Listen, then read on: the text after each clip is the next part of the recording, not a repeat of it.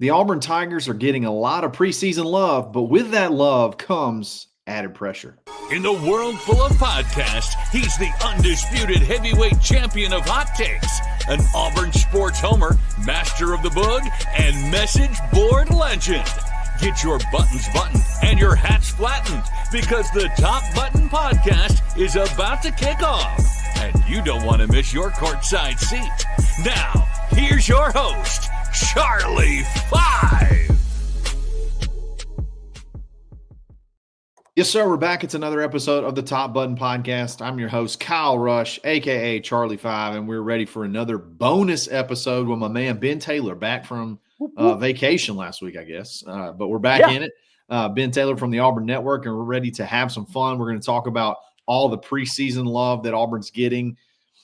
Does that add a little bit more pressure to an already pressure-packed season right here on the precipice of kicking off in a few weeks? And then we're going to talk about some unsung heroes, some guys that we think need to be getting a little bit more chatter about them that are going to be very important for the season. But before we do that, let's give a quick shout out. Hold on. That was a good $10 word you had there. Precipice? You said precipice. Yeah, that's. I mean, I'll throw one out there. For a guy that can't find Maryland on the map, that's pretty impressive, man. Sometimes I surprise myself, Ben. Some words just happen, and not like now. I'm actually worried that word means what I think it means because it kind of sounds like it could go the other way. But anyway, before we get started, let's give a quick shout out to Rowback.com. Use coupon code BUTTON20 to take 20% off your order. Polos, hoodies, bathing suits, hats, they got everything. You need to check it out. Show them some love. It's rowback.com. Kyle. Yeah. First off, big shout out to my dad. It wasn't really vacation. He had an award that he was given last Tuesday for educators. It was like a Lifetime Achievement Award. Awesome. So he got recognized in front of everybody. So I got to play the son that went down to support dad and all that kind of stuff. Proud son. I got the free rubber chicken for lunch and all that kind of good stuff. So amazing. I have no idea what that means. Well, anytime you go to those big banquets, like they give you chicken, but it's like cutting rubber whenever you try. Okay. Got it. Yeah, I'm tracking you. Had good sauce with it, but that's what made the chicken. So extra sauce. We have speaking of extra sauce, how about the hype now nationally for the Auburn Tigers? I know you've been booging for quite a while about receivers, about the quarterback, about the defensive backs, about this is year 3. This is Hugh has said, give me 3 years, third year. We've got Deuce Knight that's come in. We get a 5+ star in Jackson Arnold that's going to be under center to start things off. Now other people are talking about that. Other people are talking out on the West Coast. Other people are putting Auburn inside the top 15. National pundits are talking about possibly getting 3 guys drafted in the first round for Auburn. That's a lot of hype, man. I know. So I went from, hey, I'm looking at 7 to 8 wins to now I may be looking at needing 9 wins because that hype is there and it is a real thing. Not just for Auburn people listening to this. There are other people paying attention to Auburn now. Sure. And it makes you – it obviously, when you hear stuff like that, you mentioned the draft picks. I think that was the one that kind of – I was jiving when some preseason polls came out and Auburn was in the top 25 and several different I guess sports writers, I don't know what you want to call them, analysts, things like that. They put Auburn in the top 25. Like that got you excited. And then you see the stuff about the draft picks. And I think the reason it gets you so excited, or at least it gets me excited, is because of the importance I think this year has. I think this year, because of the past 2, you need more than ever. Like if you want to make this thing work, you have to have a really, really good season. And when you see outside sources start to kind of, I guess, take notice of the changes in the roster, the exponential changes in the roster to the point where, Auburn is favored in the opening game against Baylor, who I think Baylor won like their last, 5 or 6 games to end the season. They're projected to win, I think, their conference. I think they're the early in the season, like preseason favorites to win the conference. I don't even know what are they the Big 12 now? Everything's changed. Nobody and you're an early favorite against Baylor. Like it feels good but I think it feels good because of how important this year actually is. But that's the thing is when all these articles start coming out, like Auburn already was favored, and it's like the line is even starting to move. Yeah, like, and so it's like the country's buying in. People like me and you, we've kind of bought in. I mean, we always buy in, and that's the thing is even 2 years ago I was buying in, and I just I go into life cycle of a fan. Yeah, yes, I go into this with very high hopes every single year. And the last few years, I've gotten midway through the season and gotten ready for basketball season. It's a life cycle, man. At the end of the year, like at the end of a football season. So, football season's over. And the last 4, at least, for Auburn fans, you think you're never going to win another game. Like, you start off, it's like, we're never going to win another game. And then by, like, February, you start kind of looking at some of the, different recruiting things and signing day. And then spring football rolls around and you see some highlight clips and you're hearing some good things coming out. So maybe my win total's creeping up. And then you get to the summer. And as you get close to kickoff, you're thinking, we might run the table. You're thinking there's a chance. No, it's not even that. Let me tell you something. When we were hitting receivers who were not being covered by anybody in the corner of the end zone during spring practice, I was sitting there going, we are so in right now. We are back. It's the playoffs now. We're going to be inside that number. We're going to be playing in the playoffs at least round 1. And then but that's me as a fan thinking that. But then when I see, like you said, these writers, they start talking about it. And I'm sitting there going, okay, are they just listening to people like me and Kyle or Zach or, like our buddies at Village? Like, are they listening to us or are they legit putting eyes on the team and putting eyes on what we see? There's nothing more unbiased than Las Vegas. They have no bias whatsoever. They don't. They just except for money. They just want money. And how many shows over the last 4 or 5 years do we just like get so mad and talk for weeks after the projected win total lines come out for Auburn? You know what I mean? Like every year it's like 5.5 or 6.5. And you're like, there's no way we're going to pound the over. These guys are stupid. Pound the over. And then we end up being like right under by like a half point of exactly where they project. And then it comes out, Auburn opens at 7.5. Over under 7.5. And I think the line has actually moved up. I think people started taking the over, and those people are probably, the Auburn fans probably aren't moving that line. Like in other words, there's smart people, there's smart money out there that sees an opportunity in that line to maybe for Auburn to end up in that maybe 8 or 9 category. And when you really look at the schedule and the way the schedule works out, I think it's super favorable. And then you couple that with the roster additions, and I'm having the same conversation that I have every year where I talk myself into it, but I guess I get it. Listen, I did a show on my show. I had Jacob Goins was with me, and we do a thing called What's Goins on Friday. And we did just predictions of the first 5 games. Yeah. And he was like, I'm looking at like 3-2 at worst, 4-1 at best. And he goes, what about you? And I said, 5-0. I immediately threw it out there. So I'm with you. I get to look at that kind of stuff. But I guess when the question is the hype real? I think, yes, it is real. I think now that they're on the national buzz, and like you just said, the only infatuated with money Vegas starts moving lines, then you're like, okay, this is like a real thing now. Like it's everything from win total lines to the opening game line. Everything is moving right now, and I think it will continue up until fall, Kyle. Yeah, and when I say the hype, when I say the hype is real, I guess what I mean is that the only thing you can really hype right now, you don't have a product on the field yet. All you can hype is the actual roster.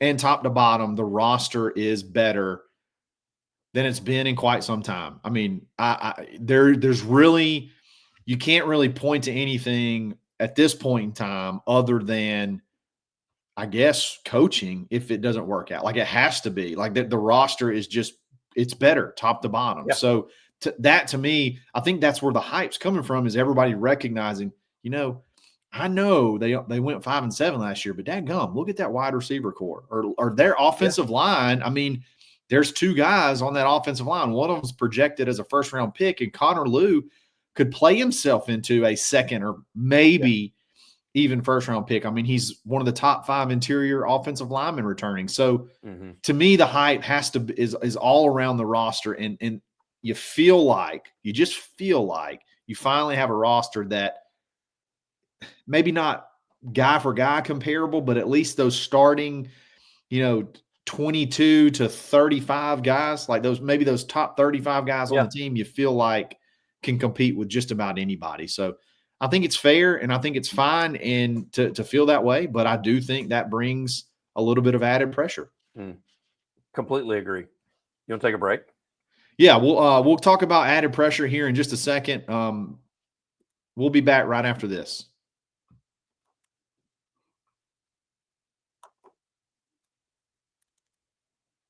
Go ahead. All right. So with the hype comes the added pressure.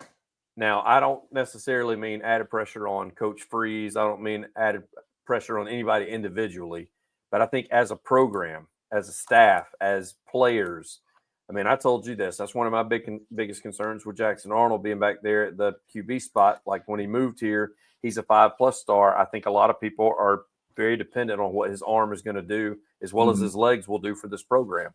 So now, as you mentioned previously, started out 7.5 wins.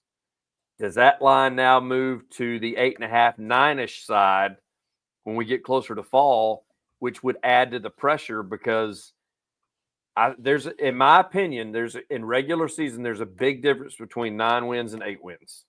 So is there pressure that comes with that?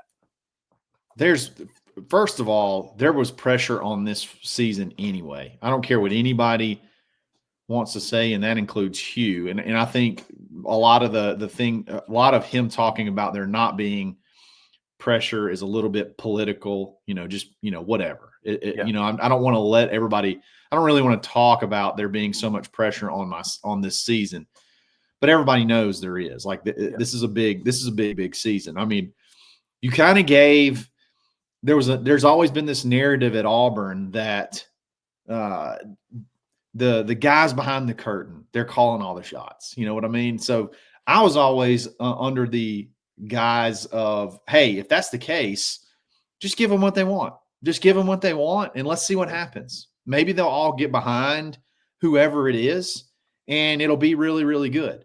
Who knows? And I think that guy that they all wanted to get behind was Hugh. And, the first 2 years have not gone as well as expected. You've recruited really well. And as you go into this third year with a ton of money pumped into this roster, man, I mean, it's not just on Hugh. It's like this whole mechanism that makes Auburn football run, like that, from, the financial backing to the donor support, like every fan support. Like, it just kind of feels like everything's sort of riding on this year. And that goes without having hype. Like, there could have been zero hype and there would have been pressure, but now with hype comes expectations. And I think those expectations are fair at this point when you look at this roster. I think 8 to 9 wins shouldn't be too much to ask with this roster, especially with the schedule. So, and then if you don't do it this year, next year's schedule, you're picking up Florida, Tennessee, Ole Miss, LSU. God, I mean, just keep going down the list. All the teams you haven't been playing, you should pick those up. And it's not like the schedule is going to get any easier. So I think there's a ton of pressure on this year. I think that number one, fans have a short memory, and that includes myself. I also think Hugh did not help that with matters when he started hearing from, I'm not going to say day one, but in his first year, he said, I need 3 years, year 3, start looking for something. Because I think people forget. I was one that said this, and I have forgotten because I'm expecting 8-9 wins. Like that's my expectations now. But when Harsin left, and I hate to quit throwing it on him, but I said he set the program back 4 to 5 years, and which would in turn mean you should give the next coach 4 to 5 years. But that's not the case. That's why I think you're right. I think the pressure's there.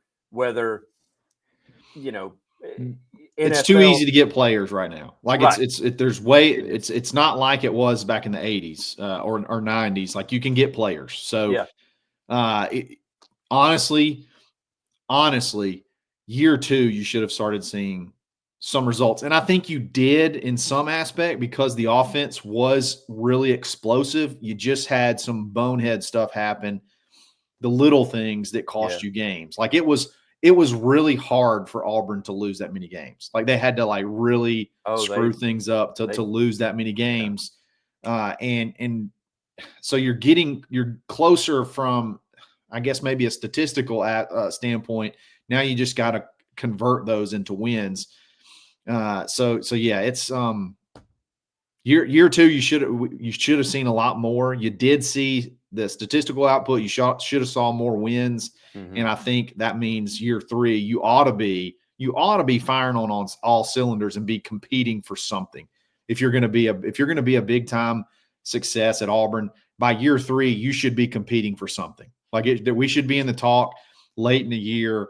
I'm just going to be honest. Like you should be in the talk late in the year of the playoffs, or at least, maybe even the conference championship, just depending on how the season unfolds. But yeah, I don't think that there's really any reason not to be in year 3. Oh, and I will take it further than that. Instead of being at the end of the year, I think when that Georgia game is played under the lights, that you could be in the talk for that, because it will ease up after the Georgia game a little bit. You don't have pushovers because you're still in conference play, but you've got gettable wins before Alabama. And so if you do book like I did and you go 5-0 to start the year and you get Georgia at home under the lights and knock them off, man, that's when a team will buy in, Kyle. That's when a locker room will say, okay, this winning thing, this is awesome. That thing last year, that sucked. So I want to do more of this. And so it'd be interesting. Now, with that said, I mentioned Jackson Arnold. I mentioned the DBs. I talked about the wide receivers, which you know who those are whenever you start talking about names, because they're making national lists. However, unsung heroes, let's talk about some guys that nobody's really talking about that could really make a difference on this program. Yeah, I got 2, and they're both in the trenches. Okay. And to me, one guy that we just seem to completely forget about. We talk about Xavier Chaplin possibly getting a first-round projection. He's actually projected as the highest Auburn pick in next year's draft. Wow. Which would be awesome. You got Connor Liu, who's getting a ton of love from draft analysts. You got the whole battle at right tackle. But we keep forgetting about Dylan Wade. We're not talking about Dylan Wade, who's been here and been our most consistent offensive lineman for 2 years. Pretty rare to get a transfer portal guy to come in and, he's been the guy from day one since he's got here. It was a big deal for him to come back again, and he's being in his more natural position, and you feel better about who's beside him in Xavier Chaplin instead of Percy Lewis. So Dylan Wade being healthy and Dylan Wade having the ability to stay at guard for a full season, I think is so incredibly important for Auburn. Just because, again, he's not a true left tackle, and he could project himself into a higher draft pick with a full good season at guard. And I don't think we're talking about it enough. I will say this. I love offensive linemen that are seniors. Yeah. I love them. And I know, but they've seen a lot. They've done a lot of film study, especially when they're a senior and they get in their natural position instead of having to be bounced around from place to place. Now, every now and then you see like a guy that's like an anomaly on another team that, he played tackle at first of the year. They had to move him to center because somebody got hurt. They had to move him to guard because somebody got hurt. They moved him back to tackle. And those guys are a necessity too. I get that. But I love a senior that can play where they're supposed to be playing and feel comfortable. And I believe you're right. He's one guy. And you said in the trenches, is that another offensive lineman that you're going with number 2? I'm going the other. I'm going to go to the other side of the line. And I think we give Keldrick Falk all the praise, which he deserves it. We talk about Kieran Crawford a ton, which he's probably deserves it. We talk about even Amaris Williams, and we talk about the outside guys a ton. Yep.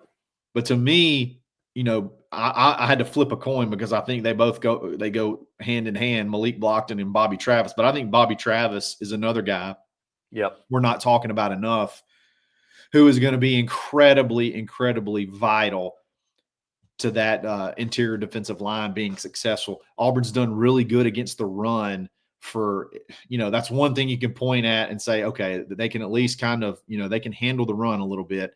And if you can continue that this year, it's going to be big time on Bobby Travis's shoulders. He's gained a bunch of good weight, 6'4". He's over 300 pounds now, ready to take on that true, nose man in the middle type position, but he's still disruptive enough to not just be a plugger. He can get back there and create some issues. So I think we need to be looking at the interior of the defensive line a lot more, talking about them a lot more. And Bobby Travis is one that I've got circled. Man, Bobby Travis, 14 tackles last year. He gets that to 22 tackles this year.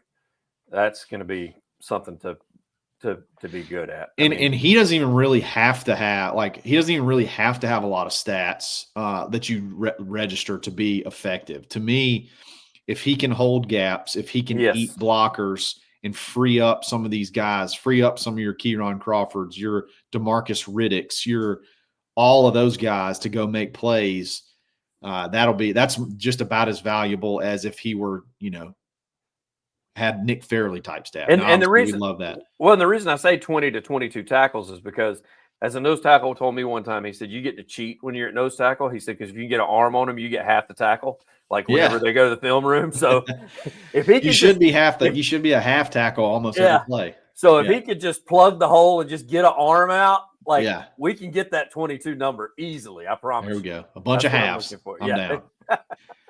That's awesome. Guys, thanks for listening to this another bonus episode. We've been pretty consistent. We've been nailing them lately. So we're going to keep going and have some fun. So guys, thanks for listening. We'll be back again soon. It's another episode of the Top Button Podcast. Stay buttoned. Thanks for listening and drive home safely.